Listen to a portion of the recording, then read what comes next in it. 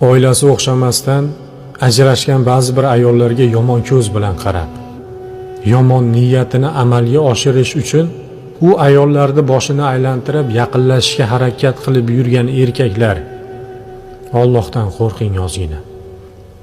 Uyingizda opingiz bo'lsa kerak, sizni ham singlingiz bo'lsa kerak.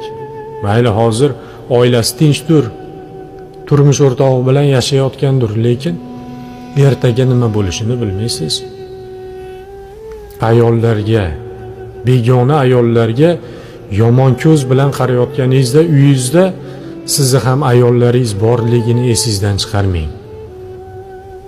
Siz ko'tara olmaysiz. Sizni qizingizga, singlingizga, opangizga ko'chada erkaklar yomon nazarda qarashiga chidolmaysiz. Siz yomon deb atayotgan o'sha oilasi o'xshamasdan